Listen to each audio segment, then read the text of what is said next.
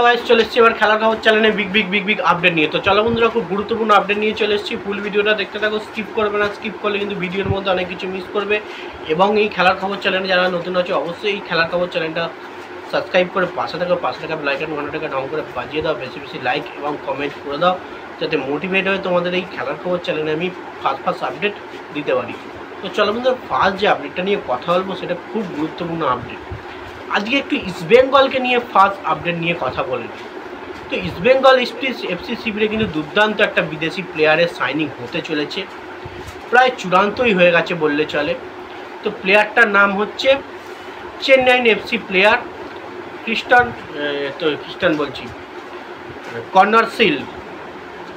Corner shield East Bengal FC শিবিরে পুরোপুরি confirm হয়ে গেল। স্কটল্যান্ডের প্লেয়ার কর্নার শিল্ড অসাধারণ কিন্তু পারফরমেন্স করেছে এবং চেন্নাইয়ের হয়ে দুর্দান্তভাবে ফুটবল খেলেছে আগের মরশুমেও, 2023-24 মরশুমে এবং 24-25 মরশুমেও কিন্তু ভালো পারফরমেন্স করেছে। এবং মিডফিল্ড থেকে শুরু করে একদম মিডফিল্ড পজিশনে খেলতে পারে, তার সঙ্গে তোমার উঠে গিয়ে গোল করারও ক্ষমতা আছে। প্রায় 21টা ম্যাচে 8টা গোল করেছে চেন্নাইয়ের হয়ে নেক্সট মরশুমে। এবং ব্যাপারটা হচ্ছে প্লেয়ারটা হচ্ছে মিডফিল্ডের প্লেয়ার, বেসিক্যালি হচ্ছে অ্যাটাকিং মিডফিল্ডের প্লেয়ার।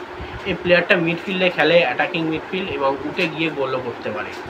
যে জায়গায় গ্রেগ স্টুয়ার্ড খেলতে হয়, গ্রেগ স্টুয়ার্ডের মতনই প্লেয়ার বললে চলে। তো এই প্লেয়ারটাকে কিন্তু ওই কর্নার শিল্ডকে কিন্তু ইস্টবেঙ্গল এফসি পুরোপুরি কনফার্ম করতে চলেছে। তো দেখা যাক কর্নার শিল্ডের সইটা কতদিন লাগে ডিলটা ডান হতে। এটুকু তোমরা ধরে রাখো, এই প্লেয়ারটা কিন্তু ইস্টবেঙ্গলের চূড়ান্ত হয়ে গেছে, শুধু সই করার অপেক্ষায়। ইস্টবেঙ্গল শিবির থেকে শুধু ওয়েলকামটা শুধু জানাতে বাকি আছে। তো যাই হোক, ইস্টবেঙ্গল শিবিরে কিন্তু আবার একটা নতুন বিদেশি যুক্ত হচ্ছে।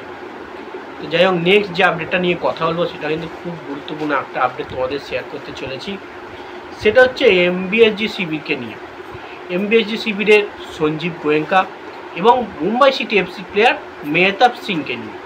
তো মেহতাব সিংকে নিয়ে তোমরা নিশ্চয়ই জানো, মুম্বাই সিটি এফসি একটা দুর্দান্ত গেম খেলছে।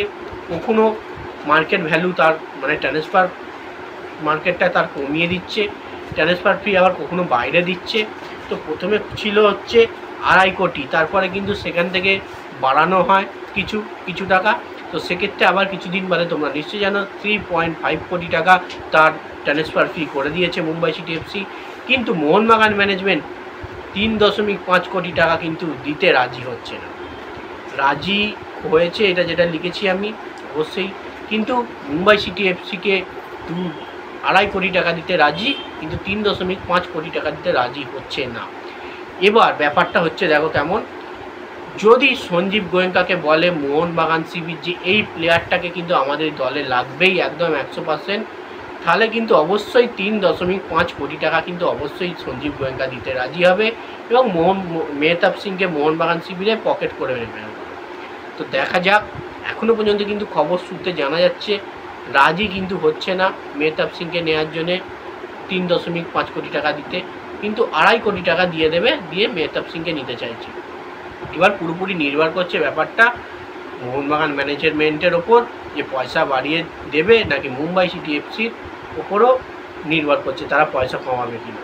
দেখা যাক কি হয়। যাই হোক, নেক্সট এবং লাস্ট আপডেট যেটা নিয়ে কথা বলবো, খুব গুরুত্বপূর্ণ আপডেট তোমাদের শেয়ার করতে চলেছি।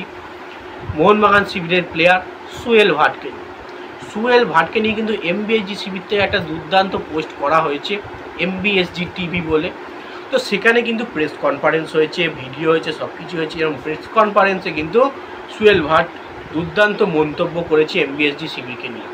সুহেল ভাট কিন্তু এমবিএসজি শিবিরকে নিয়ে দুর্দান্ত মন্তব্য করে বলেছে যে আমার ড্রিম ছিল মোহনবাগান জার্সি গায়ে খেলা, মোহনবাগানের হয়ে ভালো পারফরমেন্স করা। সেই ড্রিম আমার স্বপ্ন পূরণ হয়েছে এবং মোহনবাগান থেকে আমার ড্রিম ছিল ভারতীয় দলে যাওয়া। সেই মোহনবাগান শিবির থেকে কিন্তু আমি উঠেছি এবং মোহনবাগান শিবির থেকে কিন্তু আমি ভারতীয় দলে চান্স পেয়েছি। আমার মোহনবাগানের থেকে আমার সব রকম স্বপ্ন পূরণ হয়েছে। মোহনবাগানের হয়ে আমি এবছরও সেরাটা আরও দিতে চাই। মোহনবাগান টিমটাকে এবং ক্লাবটাকে প্রচুর পরিমাণে ভালোবাসি, এমনটাই কিন্তু সুহেল ভাট বার্তা দিয়েছে এমবিএসজি শিবিরকে নিয়ে। তো চলো বন্ধুরা, যাই হোক, এইটুকুই আপডেট ছিল। ভিডিওটা যদি ভালো লেগে থাকে লাইক কমেন্ট শেয়ার সাবস্ক্রাইব করে পাশে থাকো। চলো বন্ধুরা, বাই, নেক্সট ভিডিও আবার